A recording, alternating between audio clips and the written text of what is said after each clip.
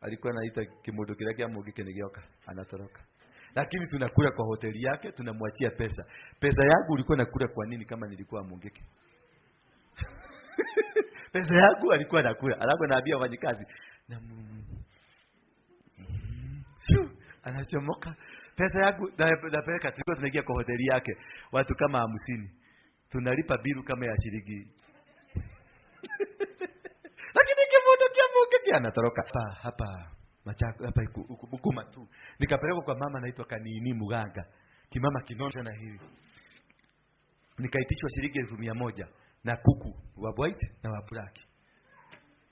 Nilikuwa natoroka wakati ndio ulikuwa wamesema shoot Waruinge on side na wametoa 40 million ya kumaliza Waruinge. Mimi nikatoroka sasa, nikaona the best way sasa ni kutafuta powers. Nikipita katikati hivi hawataniona. Wewe nilienda huko kimama nibaki na ado ya nikakaa hapo mbele. Sasa kikachukua ile kuku ya white, kikanizungushia, kikanikanyidi hapa kwa kichwa tang mara 7. Tena kikachukua hiyo kuku nyingine kikanifanya kubuja kunini? Kugagwa ndio wa polisi wasinione. Na mtu ameweza kuniona, nikakuta na zile mabasi zile mrefu za Matuu na huko. Kufika hapa bus station, hivi tu kushuka tu. Ma flying squad na wako wananitinga. You have been facing a serious challenge. You are outside the country. You are in Europe. God has a reason why you are able to watch this telecast. All the challenges that you've been going through has come to an end. In Jesus' name. I'm still waiting for these 2 men.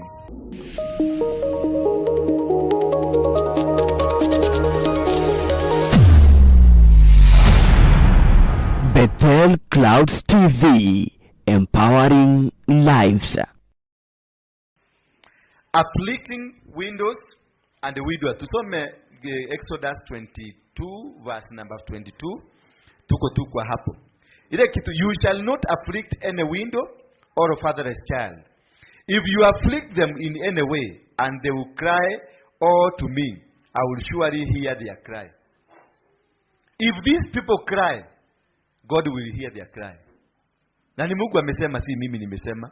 Ukiwadhulumu hawa watoto mayatima, hawa wamama ambao wameachwa na wabwana hao, wameachwa na wabibi wameachwa, if they cry to me, if they do what?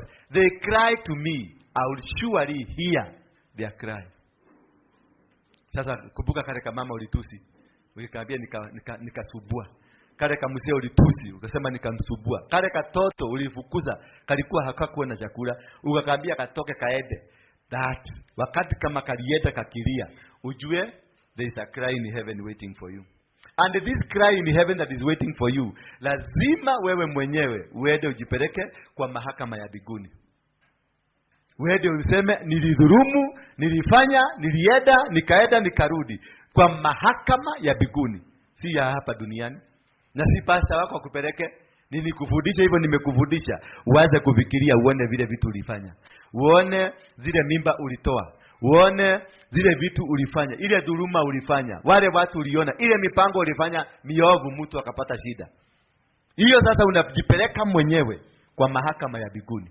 Hapo ndio prosecutor wa mbinguni na jaji watasimama waseme ameukama. Sasa tumsamee, tumfungulie milango. Milango mingi yetu imefungwa na nani? Na vitendo vyetu. Our doors are shut because of our behavior. When I realized ile mambo yote nimefanya nikiwa Mungiki, either I participated or I did not participate, one statement is I was the leader of Mungiki. Kwa hivyo kama kuna kitu ilifanyika Kirinyaga, kule mbinguni mimi ndio nilionekana. Kama kuna kitu ilifanyika na Nakuru, kule mbinguni ni mimi nilifanya nini? Ndio naona nilimeenda Thika juzi. Kitu ya kwanza nilifanya, nilipiga magoti Thika. Nikapiga magoti yangu na nikaanza kulilia hapo. Nikalilia mchaga ya Thika, nikajipeleka kwa koti ya mbinguni. Nikaambia Mungu, nimekuja. Ulinituma nikuje Thika nifanye madhabahu yako. Lakini niambie kwanza, nimekubalika? You have to be accepted for you to receive or to do the work of God.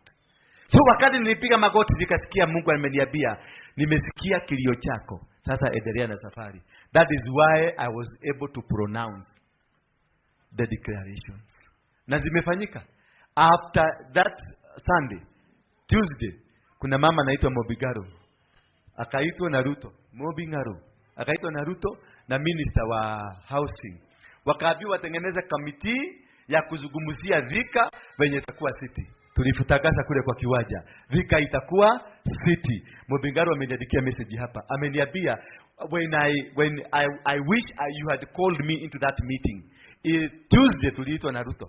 Tukaenda. Sasa Thika in a few months time it will be declared a city, an industrial city. Why? And remember, why had we gone there? Because Thika is the gate to where? To the central Kenya. So whatever has happened in Thika will happen in Kirinyaga. Whatever has happened in Thika will happen in Nyeri. Hii mambo yote ulikuwa umeona ya kiushetani ya ushetani migi. Sasa imeondolewa. And the people from that region. Tunatoka hapo tuende kwingine. We be going to Murang'a. Murang'a is the cradle of ya Mkikuyu. Bwana Yesu asifiwe sana. Na wale watu wamefanya mambo mengi sana mbaya, abortion, madawa, lesbians, gays, ni Wakikuyu. Ni nani? Sasa tutaenda huko Murang'a, Ihora Stadium. I take the case of the Gikuyu community to the court of heaven. Bwana Yesu asifiwe sana. That is the next. Nikitumwa kutoka hapo ninaenda Eldoret, and I do the same as I did in Murang'a. Kule kulimwagwa damu, kule kulifanyika mambo mengi. I will take the case to the court of heaven. You must learn to take your cases not to Dora Waruinge, but the court of heaven. Usitamanie kuja kuniona pale.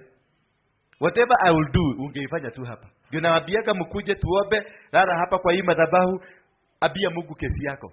Ukitoka hapa utakuwa ukiwa sawa. Bwana Yesu asifiwe sana. There is one thing I will not allow you to do here, to try to worship me. Nitakufukuza. Because you are a murderer. Sema murderer.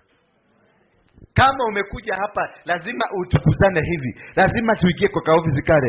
You are a murderer. Mwambie mwenzako usikue murderer. Because when you come and try to worship me, to lift me up, to make me look like an angel, then you are unaninyang'anya kutoka kwa mikono ya Mungu. You are killing me. I will not allow you to kill me. The government of Kenya tried to kill me. Utakuja kuniua. Bwana Yesu asifiwe sana. Wamenipiga bunduki risasi 12 kwa hii mwili. Sikukufa. Wamenipeleka kwa hiyo kijijio nikakataa kukufa. Wamenipatia sumu nikakataa kukufa. Sasa nikubalisha huyu mama akuja niulie hapa. Sitakubali. I can never. That is a spiritual mistake. When you are, oh man of God, oh you are highly anointed. Amen. Oh man of God, oh you are powerfully anointed. Amen. Oh man of God, oh the grace is upon you. Amen. Hiyo ni kaburi unakaribia. Ukisikia mtu ameanza kukwambia hivyo, mwambie enda pale ukunywe kikombe ya maji, tutaonana baadaye. That is unaonaga ukikuja pale na kuaga mukali immediately. Na toa jicho kile unaweza angamodo ndani ya honoka. Huyu mtu venye amekaa huyu hajai kuokoka. Hapana, I'm protecting myself. I'm just but a vessel. Ile pipe inabeba mafuta kutoka Mombasa, inapeleka mpaka Nairobi, mpaka Nakuru, mpaka Eldoret. Imetoka Belgium. Kabuni ni moja. Na the same water, hiyo the same pipe ndio imeenda Kataga, Dakaine ndio inaleta maji Nairobi. Bwana Yesu asifiwe sana. The same pipe from the same company ndio imetoka hapa Sete, inapeleka Ruai, inapeleka Pupu. Bwana Yesu asifiwe sana. So it is you to decide how are you going to be used. Hizi kampuni za Pupu, mafuta ni kampuni moja ilitengeneza hizo pipe. Same quality, same material. Kajo wakasema yetu ni ya kubeba Pupu. Watu wa mafuta wakasema yetu ni ya kubeba. Watu wa Murang'a wakasema yetu ni ya kubeba maji. So you decide what you want to become. You decide how you are going to be used. Me, I'm a vessel. In the book of Jeremiah 1, verse 4. Before you were born, I knew you. I sanctified you. I set you apart to become a prophet unto the nation. Bwana Yesu asifiwe sana. So, period. Then he gives me the mandate in the verse 10 that see today I have set you over nations and over kingdom. To do what? To overthrow, to destroy, to uproot, then to do what? To plant and to build. Hiyo ndio kazi yangu. Wale wanasema naongelea kuhusu madhabahu, tusiongelee mambo ya Yesu. Mimi naongelea madhabahu kwa sababu that is my mandate. Hiyo ndio kazi ile nimefanya nini? Nimetumwa. Ukienda kwa Harrison utakuta nafundisha mambo mengine. Uende kwa Awori ni holiness and what? And repentance. Uende kwa Moiro anakuambia kuna nuru. Ukienda kwa Wairimu anakuambia, ukienda kwa Wajira anakuambia the glory. So don't blame me. I'm in my office. And if you are not fitting in my office, keep off. Bwana Yesu asifiwe sana. Go where you fit. Sidio? If you are not fitting, kama ukikuja kukuta ofisi yangu haikupendezi, enda next office. Kuna watu tu, sisi wote ni watu wa Mungu na tumetumwa kistailo. Kila mtu kuna mtu ametumwa kama komando, kama huyu mzee wetu yule. Mnamuona yule? Tunamuona pale. Ule ndiye aliniombea nikaokoka. James Maina ngana. Matuta ndio ule pale. Amewekwa pale akuje niangalie venye mimi nafanya. Lakini baba akunilea ni Harrison Nganga. Umeona? So kila mtu ameitwa na staili yake. Kwa hivyo wewe kama una staili yako umeitwa, kaa na staili yako. Wacha kuja kunionyesha venye nitakaa na staili gidi ati nibadilike nikae kama wewe. Nitamess. Na I will make a spiritual mistake that is irrevocable. Spiritual mistakes, they are irrevocable, most of them. Angalia iliyotendekea Musa. It is because Jacobo alipokuwa na bariki watoto wake, akaita Simeon na Lewi. Akawaambia kwa sababu ya hasira yenu. Venye mlikatakata ni wanyama ama ni ng'ombe walikatakata? Venye mlikatakata kwa sababu ya hasira. Hasira hii haitawatoka. Musa alikosa kwenda Kanaani kwa nini? Hasira. Musa ni generation ya Lewi na Simeon. Juda akaambiwa, wewe generation yako itazaa mfalme.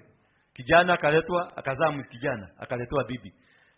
Bibi bwana kijana kakafanya mistake, kakauliwa na Mungu. The second boy akaambiwa, chukua bibi ya brother yako, uzalie brother yako watoto, si wako, uzalie brother yako watoto. Ni kwa nini? Because Juda alikuwa anajua katika nyumba yangu ndio tutazaa mfalme. So they made sure huyu mwanamke wa kwanza, kijana ya pili achukue kijana ya kwanza, mwanamke huyu wazae ndio mfalme azaliwe. Alizaliwa kweli? Kijana akasema hapana, kama nitazalia brother yangu hii bego si yangu. Alimwaga bego chini. Mungu akasema nini? Kufa. Ndio watu wa masturbation wako hapo wako kufa. Watu wa masturbation ile na watu wa condom mko hapo mahali pa kukufia. Kwa sababu hiyo kitu hiyo sweet unataka kukula na uiamini. Why should you eat it in the first place? Niambia tu. Unakula mahindi nasema ifugwe na kamonyore ndio ukule. Unaikula, why do you eat it in the first place? If you are eating something you don't trust, leave it. Live a clean life. Walk a clean life. Avoid it. Bwana Yesu asifiwe sana. I'm not trying to be harsh, but that's the reality. Kitu unakula ambayo hauipendi ni ya nini? Wachana nayo. So therefore, kakijana kakarara, kakasema bego nitamwaga nje. Kalipo mwaga nje naye Mungu akasirika akiwa biguni, kakagogwa. Mama huyu akagojea mzee Juda bibi yake akakufa. Alipokufa akanyemelea akaenda kwa roundabout kama pale. Akavaa kama Waislamu buibui. Kamsee kakipita hipi kakakuja kakaona kamaraya kamekaa pale. Mzee kama vile jua alikuwa amekaa sana kama miezi kadhaa, si bibi amekufa. So mtu bibi ya mtu akikufa you are authorized, umekubalishwa kutafuta mtu. Sasa naye alienda kutafuta in the wrong way. Akaona kama maraya kamekaa pale. Akaenda akakaambia, sasa wewe unaonaje? Naye kama maraya akaambia, kwa sababu kako kwa mission. Kuna watu wanakujanga kwa maisha yako na wanakuwa kwa mission. They will make sure they destroy you at whatever level. Watch out the people you walk around with. Watch out the kind of people who come into your life, because they have come to destroy. Huyu mama purposely, mtoto ya kwanza amekufa, mtoto ya pili amekufa. Reason, huyu mama ameingia kwa mzee. Akakaa pale kwa roundabout. Mzee akipita akaona kama maraya, akasema haka nego dikuyolelia. Bwana Yesu asifiwe sana. Akaenda akaambia mama, unafanya nini? Twende. Mama akamuuliza, utanipatia nini?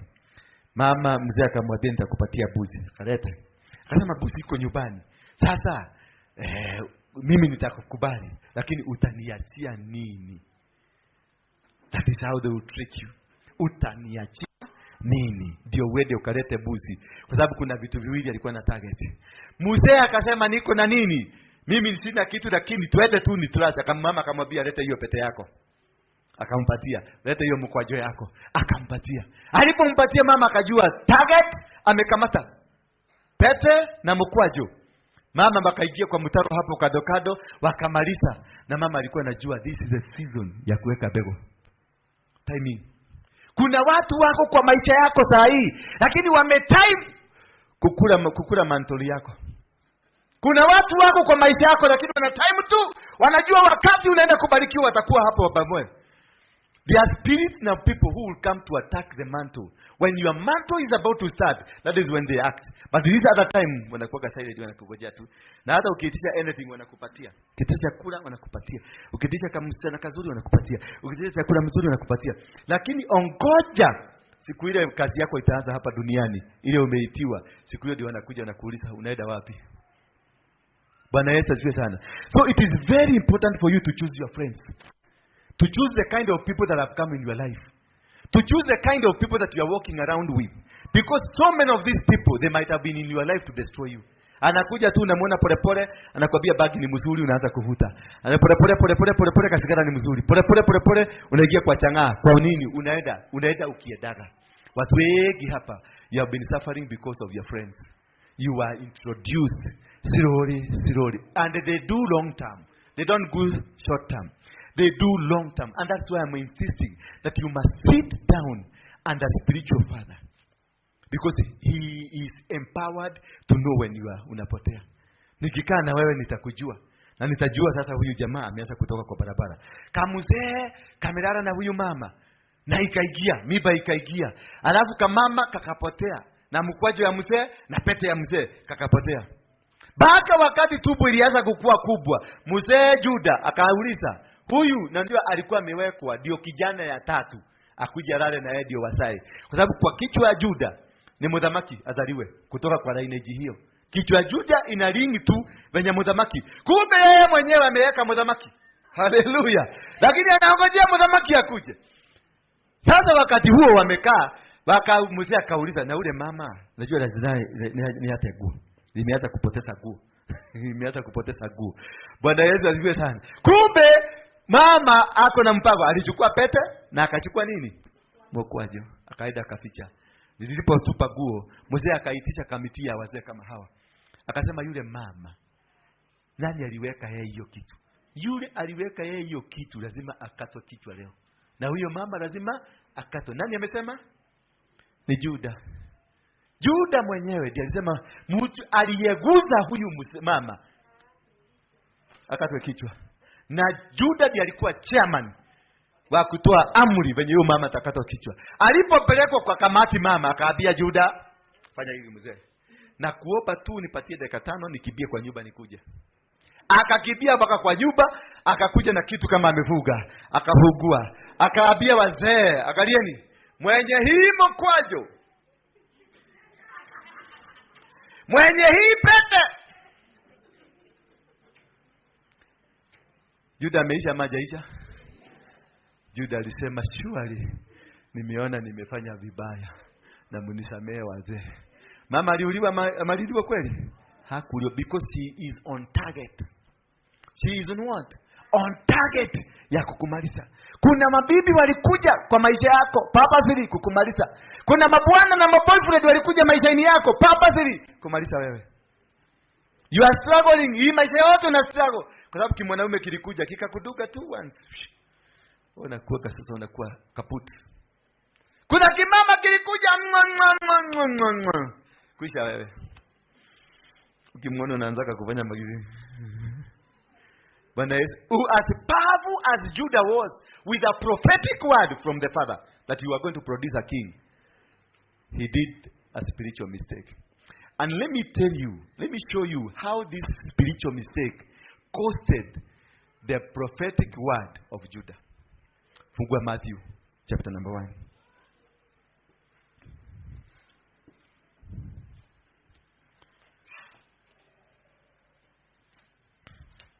Matthew chapter number 1. Yeah. The genealogy of Jesus Christ. Sasa nataka tu waangalie. Hii ilikuwa prophetic word ya Judah. Kizazi chako kitazaa mudhamaki. Kwa hivyo the mudhamaki was supposed to be born immediately. Bwana Yesu asifiwe sana. Mudhamaki alikuwa afanya nini? Was to be born immediately. Judah alipotoa kimwine, Jacob alisema Judah alikuwa nafaa azae mudhamaki. Lakini tuangalie hapa. Inasema namna gani? The genealogy of Jesus Christ. The book of genealogy of Jesus Christ, the son of David, the son of Abraham. The son of who? The son of David, who is the son of Abraham. It is talking now of a superiority, power. The lineage of power and authority. And here it tells you now, nataka msikilize, Abraham begot Isaac, and Isaac begot Jacob, and Jacob begot Judah and his brothers. Sasa tunaingia kwa mission. Now tuingie kwa Judah. Judah begot Perez and Zerah. Tuanze kusema. Huyu mzee sijaliambiwa tazaa mudhamaki. Judah begot who? Perez and Zerah. Sasa tuseme hiyo ni first generation. Tuende kwa second generation. Sasa mtaweza kuhesabu kutoka hivyo. Perez begot Hezron. Sema tu. And Hezron begot Ram. Ram begot Aminadab. Aminadab begot Nahashon. Nahashon begot Salmon. Salmon begot Boaz. Boaz begot Obedi. Obedi begot Jesse. And Jesse begot David. Mudhamaki amezaliwa lini? In the 10th generation. Because of a spiritual mistake. 9 generations zimepotea. Could you be suffering because of what your grandfather did? Could you be suffering because of your great grandfather? Na hapa kwa sababu umeokoka juzi tu, umejazwa na roho unasema pepo itoke, pepo pepo. Ndio kwa maana umetagataga makanisa yote, because you don't understand yourself. You don't know yourself. Because this is a 10th generation, and those days a generation was 150 years. So ni miaka ngapi hiyo? 1,500 years later. That is when the prophetic word was fulfilled. So, wewe ulitabiriwa wewe ni nabii. Could it be watoto wa watoto wako ndio watatimiza unabii yako? Watakuja kuwa manabii na wewe ndio ungekuwa nabii. I remember one day niliescort my own mother to the airport. Alikuwa naenda America. Tulifika hapo akaanza kulia. Nikamuuliza ni nini mami? Akaanza kuniambia sasa huyu Mungu kwani anakuaga aje? Nikamuuliza kwa nini? Amewacha mama yangu pia akona naite. Amewacha nizeeke miaka hii yote ndio anipeleke America. Nikamuuliza hujafurahia? Mimi niliambia kwa na mnabii tamani nikuwe na miaka 30 nitaenda America. Nani amepeleka America? Ni sisi tulipeleka. Hakuenda kwa sababu yake, ameenda but the anointing ni yake. So you be suffering all this year. Your anointing will be kept until the curse is broken. Bwana Yesu asifiwe sana. Until this thing that was planted into you ndio kuja kufa. Ikimalizika ndio unaona David amekuja. David amekuja amezaa nani? Yesu amekuja. Could you be suffering because of a mistake, not by you? A mistake, not by your father. A mistake, not by your grandfather. A mistake, not by your great-grandfather, but the great-great-great-grandfather. Watu wanakuonaga hata unatoaga unabii. Usinaonaga wale watu. Sasa kufanya kama ile kuku ya kuchinjwa. Na akikutolea unabii ni kweli. Lakini muangalie. Unatafuta Yesu ndani yake unakosa. Kwa sababu anakaa mwizi, anakaa chokora. Ako na mafuta, ako na kila kitu, lakini there is a cover. ya laana imemkava, hawezi ruka juu. Na hao ndio wanakuaga spiritual dead in church. Spiritual what? Dead. Unakuta kanisa kama hii imekuwa city mortuary. Wale watu wako hapa wote ni makufu. Ni mkufu. Ni wafu. Wote ni wafu. Lakini they are Christian. They know the Bible. They know every word. They know everything. But they are all acting on experience. When a church turns out to the experience, then that is not a church. When a pastor anaanza to act on the experience, that is not a pastor. When a prophet acts on the experience, that is not a pastor or whatever. The pastor or the church must follow the Holy Spirit, must do according to the plan and to the management of the Holy Spirit, not what you know.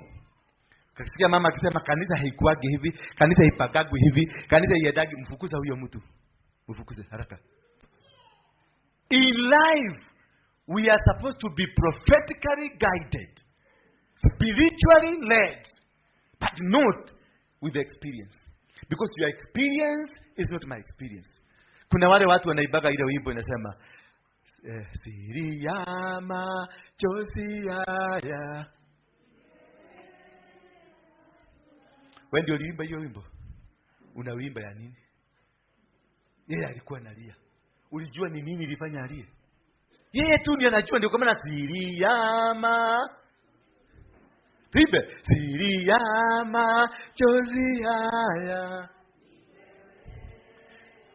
Yes, ni yeye na Mungu ndio kama alikuwa analia. Sasa na wewe umeichukua imekuwa song yako, utapitia hapo. You will face the challenge.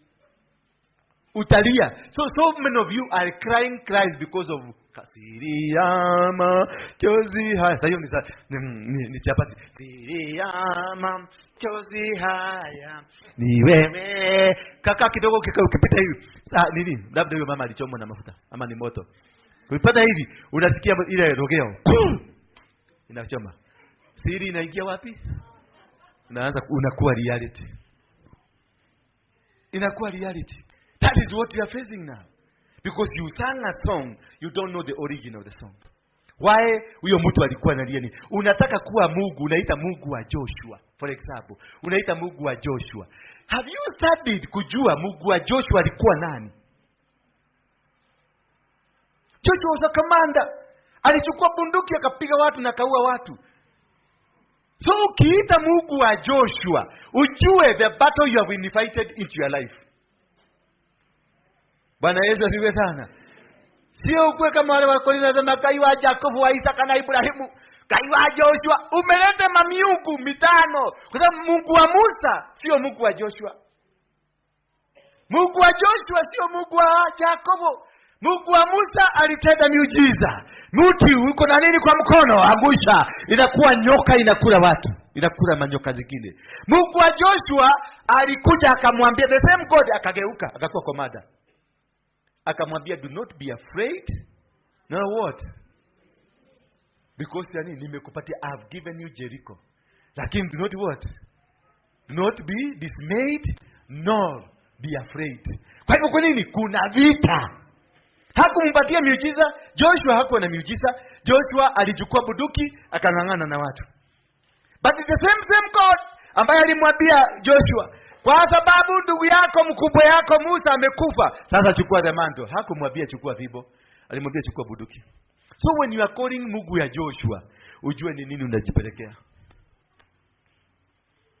Hallelujah. Bwana Yesu asifiwe sana. Ukitoka hapo uende kwa mtu anaitwa atakwate Elijah. Naye alifanya vitu zake na kuna stress alizozipitia. Sasa ukiita Mungu wa Elijah, ujue hizo stress utapitia. Kwa sababu lazima akupitisie ndio uone Mungu wa Elijah venye anafanyaga kazi. Bwana Yesu asifiwe sana. So mwana wa tuko kwenye wilderness, not because tumefanya, lakini we invited Moses, the Mungu ya Musa. So tukapelekwa wilderness. So uko 40, lazima uende 40 years ya Moses. Ndio ukitokea pale utasema huyu ni Mungu wa Musa. Hallelujah. Bwana Yesu asifiwe sana.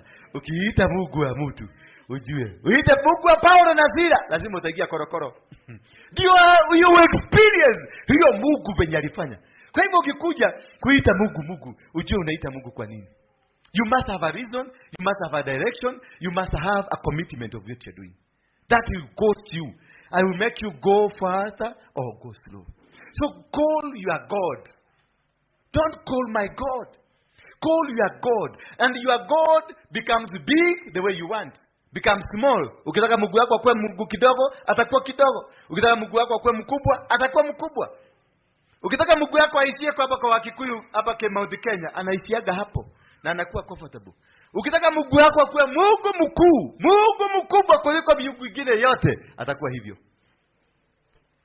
Just position your God. Ukitaka Mungu wako aseme na korea ogware, kayari wageteine. Na sio siku 3 umelala na njaa. Alafu unasema huyo Mungu aliyo kwa kiti. Hapana, huyo Mungu simtaki. Siku 3 na njaa. Alafu unasema ona korea ogware, kayari wageteine. Avoid that. Ondokea. Speak about the great God. A God who is above every other God. A God who is the creator of the universe. The God who is the owner of gold and silver. The God who is the owner of everything that you see. This is the God I worship. This God will give you everything. This God will provide. Bwana Yesu asifiwe sana. You go, the far you want to go is the far that you have placed your God. That you know wachawi, unadaba unachuniwa kamuti, kwa unaweka kwa adawa yako hapo na ushonelele. Na unasema ni Mungu. Ati nikifika hapo unasema naanza kutafuna kidogo. Ati inakuletea milako itafunguka. Hakuna milako itakuvuka. Mimi nilipelekwa na aunti yangu hapa Machako hapa Bukuma tu. Nikapelekwa kwa mama anaitwa Kanini Muganga. Kimama kinono kimetoshana hivi. Nikaitishwa shilingi 1,100 na kuku wa white na wa black. Nilikuwa natoroka wakati ndio ulikuwa wamesema shoot Waruinge on side na wametoa 40 million ya kumaliza Waruinge. Mimi nikatoroka sasa, nikaona the best way sasa ni kutafuta powers. Nikipita katikati hivi hawataniona. Wewe nilienda huko kimama kilikuwa kimenona hivi. Unajua hawa kimenona afu wakaka haogagi. Si mnajua waganga haogagi, wananuka, wanakaa kama nini? Bwana Yesu asifiwe sana. Sasa hiki kimama nikakipatia kuku wawili, wa white na ya black. Alafu nikaambia wekelea kwa nyugu hapa. Akiguzani na mimi, wekelea hapo. Alafu kinanitukana. Nasema mimi ni komanda Kenya mzima, kinanitukana. Ukienda kwa watu wako na aibu dogo. Sasa nikiwekelea hapo, nikaekelea kwa hiyo mtungi.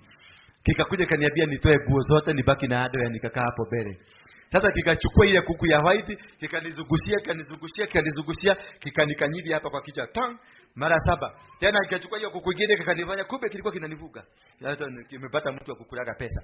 Ingine tang nikakaa, nimekalia hapa. Sasa kikakuja kikalia kwa hapa na kichwa yake hivi. Kikanikalia hivi, kikizokea. Alafu nikimama kinanuka vibaya. Kimama hicho kilikuwa kinanuka. Lakini nilivumilia kwa sababu nimekuja kunini? Kugagwa ndio wa polisi wasinione. Sasa nimetoka hapo nikakuja. Nilikuwa nisikwenda na gari yangu, nilikuja sasa nikaingia kwa matatu kwa sababu sasa hakuna mtu ameweza kuniona. Nikakuta na zile mabasi zile mrefu za Matuu na huko. Kufika hapa bus station, hivi tu kushuka tu. Flying squad na wako wananitafuta, ni wale wa patrol. Wali kushuka tu hivi. Niliona mmoja amekuja, habari mkubwa. Na mwingine akaruka na radio call akasema, "Hello, Mike kilograma, sawa? Tuko na Waruinge hapa." Nilisikia kwa radio call, "Arrest him immediately." Sasa niliposikia arrest him immediately, nikaona labda ni kwa sababu sijatafuna katika mti, nilikuwa nimepatiwa kwa mti. Ile mti inaitwa Mokidoli. Sasa mimi nikaruja kwa mdomo haraka nikaanza kutafuna. Venye nilitafuna ndivyo waliendelea kuwa akali. Nikakalishwa chini, nikatafuna zaidi, nikapigwa mateke, nikaralishwa chini. Mabunduki zikana pupu, venye natafuna mpaka nikatupa.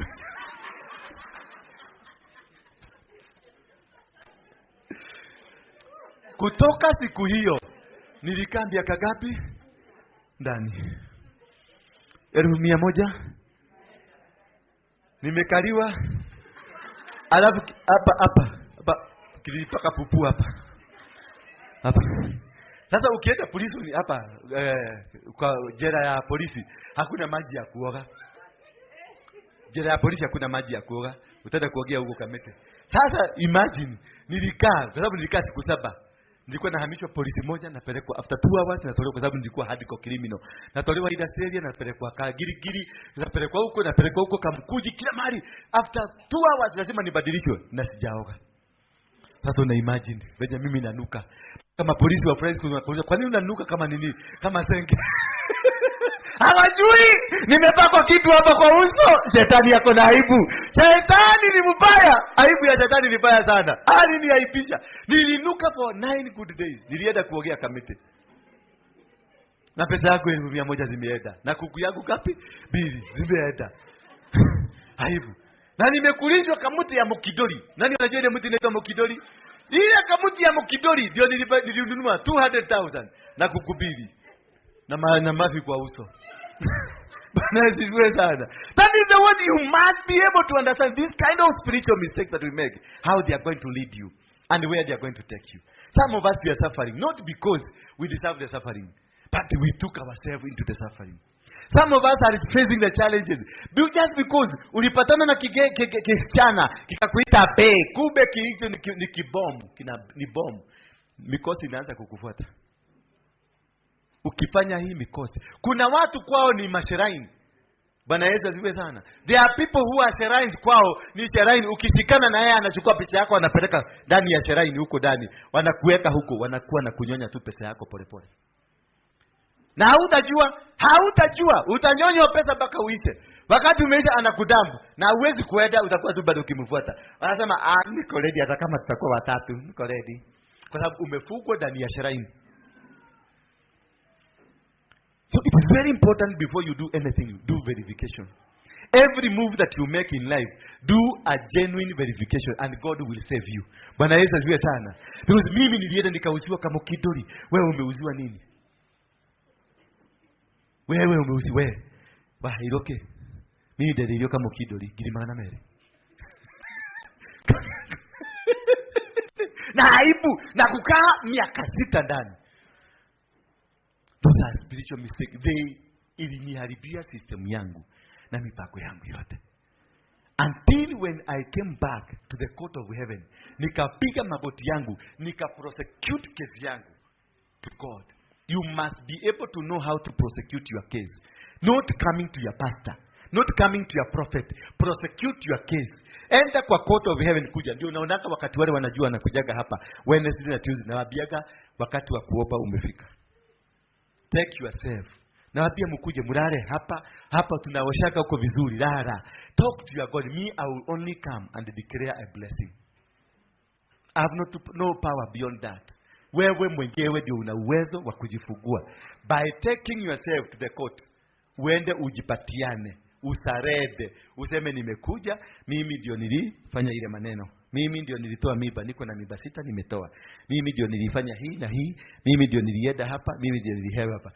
Mungu anajua ako na hiyo record. Wenye unaendelea kusema anaweka tiki. Ukisema anaweka tiki because that is a spirit of being humble. Humility. God is looking for the humility. Once you are humbled, then God will atatuma malaika amwambie dendeni fugueni huyo achiliwe aende. Bwana Yesu asifiwe sana. Ndio unaona aibu inaanza kuondoka. Watu wanaanza kusema, wanaanza kushindwa ni nini ulifanya? Huyu kwani amekula nini siku hizi? Kwa nini? Ndio unakuta sasa wale Wakikuyu original. Ndio unakutaka wanaweka Mungu na upwa na shetani kwa sentence moja. Kai guyu pesa tako ma. Bwana Yesu, kwa sababu umetajirika, umebarikiwa, vitu zinakuja. People are recommended to give you. So because they don't interpret you in that line, they will interpret you in another line. Na sasa afadhali wa kuinterpret in another line na ukae mzuri. As long as you know the connection uko nayo kwa Mungu. Bwana Yesu asifiwe sana. When you understand how to get out of these mistakes, because they are small mistakes but they are dangerous. They will cause you to live in stagnation. Na wewe utahangaika. Wewe unazunguka kama kanisa, lakini kuna makosa ulifanya. Kama hiyo sasa hiyo nilienda kwa mganga. That is a spiritual mistake because hizo maneno zote alifanya, vitu zote aliongea na alinifanyisha hivyo nikiwa uchi. So I made a covenant with the devil himself. So until I take myself to the court of heaven, Nisaambia Mungu ndio mimi nilifanya A B, anajua. Nikitaja yote anaweka tiki tiki tiki tiki, na nikificha kamoja wewe unaondoka, unaanza kuhangaika tena. Kamoja tu until again urudi huko, utakuta hako kamoja ndio kamekuzuia. Hako tu kamoja. Na ukikataja unaona vitu vinafunguka. Baka kitu kingine ulikuwa unapitaka kwa mlango hapo tu nje. Kitu ulikuwa unapita hapo tu unashindwa, hata hii ilikuwaga yangu. Hata kitu kingine labda kabiashara kama hii imejaa ya matagi hapa. Unakuja unapitaga hapa kila siku. Unakuta kumbe matagi zilikuwa zako. Because of that spiritual mistake. Hicho kimutu kilikuja kwako mkarara nakyo. Hicho kimutu kilikuja kikafanya ABCD. Those are things that are haunting you. Hiyo ndio maneno imechagia watoto wako wamekuwa wavutaji wa bangi. Hiyo ndio kitu imechagia watoto wako wamekuwa madawa ya kulevya. Ndio hiyo kitu imechagia. Hiyo kama kwenda kwa mganga, ndio watoto wako wote unakuta wameingia kwa Illuminati because kwako kuna authority ya uchawi. Wewe ndio ulileta kama baba ama mama. Wewe ndio kaweka kwako ikakuwa kuna satellite. Simu hii ya Safaricom, hii mast unaona pale. Hiyo hata usimame hiyo chini ya hiyo mti ya hiyo Safaricom. Wewe ndio piga na Airtel, haiwezi pick. But kama Airtel ukilete hapo because it is a signal in a pick. Ndio nakuta watoto wako kwa Illuminati. Kwa sababu wewe you are the signal. Watoto wako ni waizi kwa sababu wewe you are the signal. Hapo unaanza kuleta baba na kuja hapa kanisani, "Hoera siana siakwa, niapea watoto wangu, pastor, wapea." Sasa wewe ujireti kujiprosecute, I am the cause of the problem. Leave alone the children. When you destroy the signal, watoto unaona wamepona. Bwana Yesu asifiwe sana. So parents, wherever you are, parents, research yourself. Look at what you did when you were young. Look at the abortions that you did. Kwa sababu ulikuwa kama msichana hukutaka sura ibodeke. Sasa ukaenda ukatoa miba. Na sasa wewe ni prominent pastor kwa kanisa. Wewe ni prominent prophet of God. Yet there is an accusation. Na hiyo ndio shetani anataka tu an accusation. And that is why you have to go to the court of heaven. Wewe utaseme makosa yako yote, Mungu atakufungua. Shetani alijaribu kupeleka makosa ya Ayubu. Mungu akamwambia Ayubu hana makosa. Hana makosa. Shetani akakuja mpaka kaua watu. Ndio Ayubu akasirike makosa yadikike, lakini hikuadikika. Ayubu alisema Mungu ataleta tu. Hata huyu Mungu anikatae, bado nitamfuata. Bwana Yesu asifiwe sana. So there are these small things that we have done. Na ni vingine ni inconsequential. Ni kada kasichana. Huyu ni nani? Ni husband. Sasa I'm using for example. Don't take it personal. Huyu alikuwa shule. Primary school. Akakutana na kaboy walikuwa kwa shule. Wakashikana sasa. Akaweka hivi. Akasema aki ya Mungu sitaki kuacha. This is a covenant. That is the first. Hiyo ndio bwana yake. Hata sasa. I don't mean. Don't take it. I'll give an example. Huyu mjamaa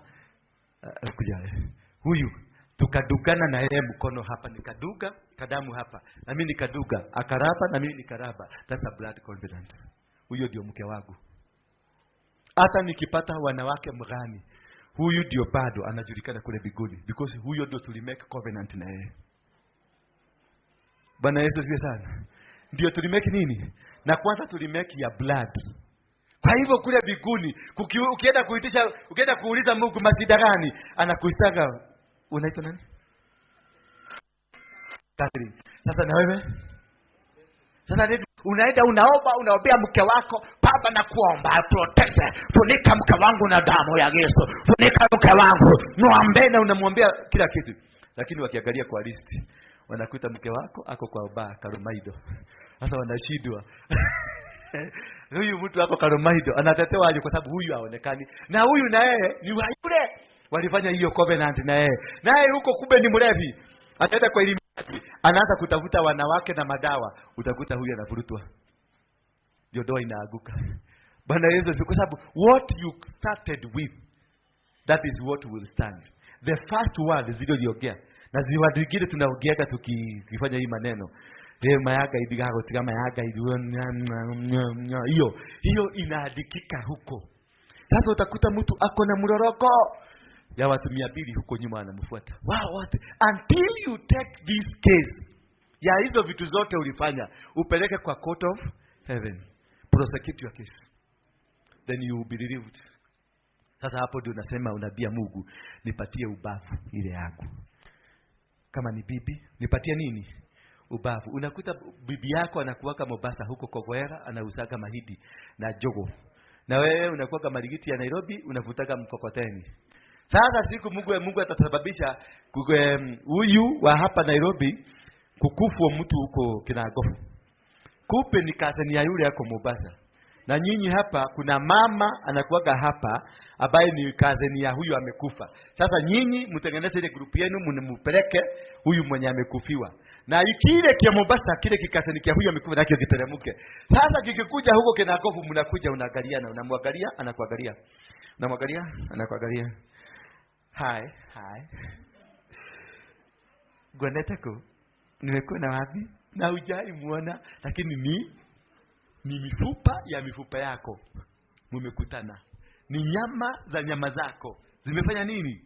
Zimekutana. Sasa zinaanza kuvurutana. Sasa kimundu kimekaa kimevaa kiatu. Unajua ile watu wa mkokoteni, mguu ni kubwa hivi kwa sababu ya kukanyaga rami mpaka inakaa. Kimguu kimekaa hivi. Mwingine na mikono inakaa ni kama imewekwa chuma zile za kujenga nyumba. Akikushika hivi unasikia kweli grip.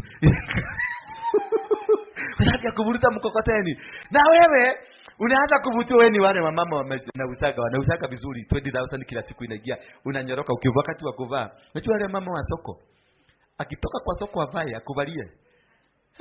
Unashindwa ni CEO mgani.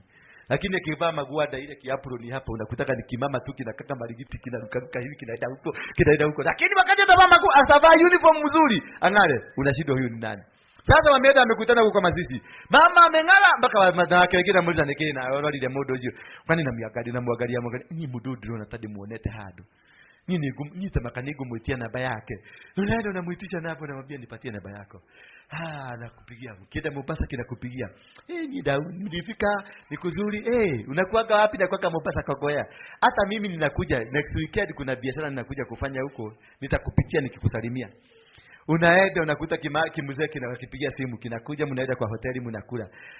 Kutoka hapo the next thing mnajikuta pako pamoja. The next 2 months unakuta umeoa. Mama anakuja na watoto 8 na kimuzee hata hakina meno, kilingoka yote kwa sababu ya kukunywa chang'aa. Lakini hiyo upendo mnakuta kwa hiyo nyumba ni international. Kwa sababu nyama zimerudi na mifupa imerudi. Zimeingiana vizuri na mmekaa vizuri sasa. Sasa inakuwa nyama zako zikirudi, there is no trouble. Unaweza kuwa hamuna kitu kwa nyumba lakini mko na amani. Lakini ukikuwa na nyama za wenyewe, hata ununue Mercedes, Range Rover, uende Ruda, kuna shida. Bwana Yesu asiwe sana. Hiyo uangalie sana wakati unafanya moves, wakati unatembea. Angalia huyo mwanamke mnaanza urafiki na yeye ni nani? Na nyama si yakuka na ni mifupa yako ama ni mifupa ya.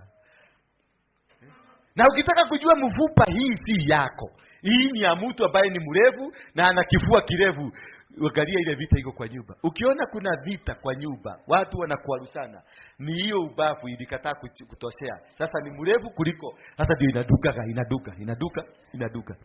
Bwana Yesu asifiwe sana. Lakini ukiingia ukingine ukute mfupa yako hiyo imekuwa ni kidogo. Ilibadikwa tu lakini ni kidogo ikashikishwa na kairasto plaziguru hii kitu hapa ilishikishwa ndio ishikilie. Unakutaka watu wanakaa Ruda, wako na manyumba, wako na magari, wako na pesa, lakini maisha yao inataka yani life is boring. Na unaenda Mukuru nakuta wana spending 200 shillings huko Mukuru, lakini ile upendo ile iko kwa nyumba hiyo ni upendo hujaiona, because you are with your right person. So ni nani kale kasichana kale ulirabisha hivi na uko na mwingine kwa nyumba, ndio unaona kuna vita, kwa sababu kale kanaenda kwa Harrison Nganga, kanaenda kwa James, kanatoa dhabihu, kanasema Mungu nataka babu ya babu yangu. Hiyo dhabihu itafanya utavurugwa mpaka mtaachana mpaka yeye, kwa sababu there is power in the sacrifice. There is what? There is power in that sacrifice. Nikienda nitoe begu kwa Harrison, ama niende kwa Moiro, ama niende kwa Ezekiel nitoe begu, niseme nini? Nataka ubavu yangu. Mungu atahakikisha imekuja. Utafukuzwa kwako. Utapigwa vita.